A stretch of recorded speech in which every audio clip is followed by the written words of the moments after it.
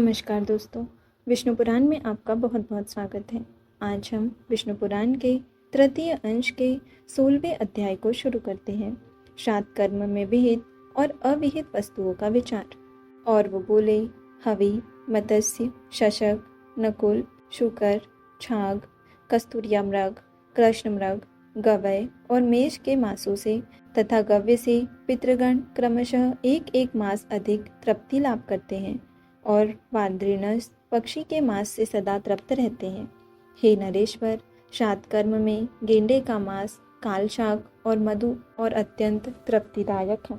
हे पृथ्वीपते, जो पुरुष गया में जाकर श्राद्ध करता है उसका पितृगण को तृप्ति देने वाला वह जन्म सफल हो जाता है। हे पुरुष श्रेष्ठ, देवधान्य, निवार और श्याम तथा श्वेत वर्ण के श्यामाक एवं प्रधान प्रधान वनौषधियाँ श्राद्ध के उपयुक्त द्रव्य है।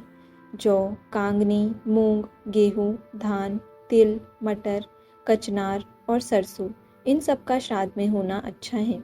हे राजेश्वर, जिस अन्न से नवान्न यज्ञ न किया जाए, न किया गया हो तथा बड़े उड़द, छोटे उड़द, मसूर, कद्दू, गाजर, प्याज, शलजम, गांधारक, बिना तुष के गिरे हुए धान्य का आटा, ऊसर भूमि में उत्पन्न हुआ लवण, हींग आदि कुछ कुछ लाल रंग की वस्तुएं, प्रत्यक्ष लवण और कुछ अन्य वस्तुएं जिनका शास्त्र में विधान नहीं है, श्राद्ध कर्म में त्याज्य है।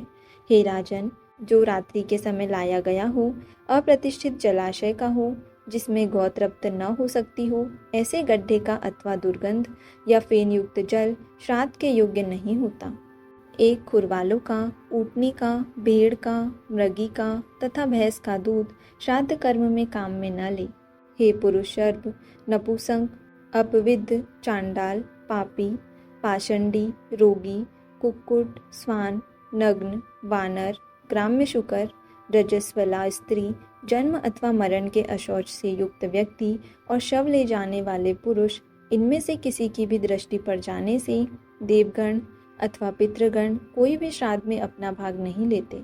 अतः किसी घिरे हुए स्थान में श्रद्धापूर्वक श्राद्ध कर्म करें तथा पृथ्वी में तिल छिड़क कर राक्षसों को निवृत्त कर दे।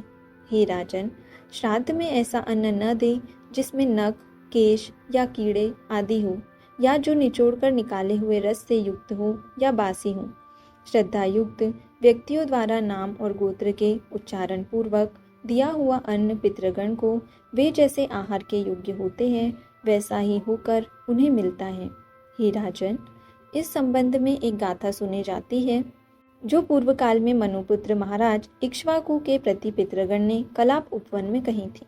क्या हमारे कुल में ऐसे सन्मार्गशील व्यक्ति होंगे जो गया में जाकर हमारे लिए आदर पूर्वक पिंडदान करेंगे? क्या हमारे कुल में कोई ऐसा पुरुष होगा जो वर्षा काल की मघा नक्षत्र युक्त त्रयोदशी को हमारे उद्देश्य से मधु और घृत युक्त पायस का दान करेगा, अथवा गौरी कन्या से विवाह करेगा, नीला वृषभ छोड़ेगा या दक्षिणा सहित विधि पूर्वक अश्वमेध यज्ञ करेगा?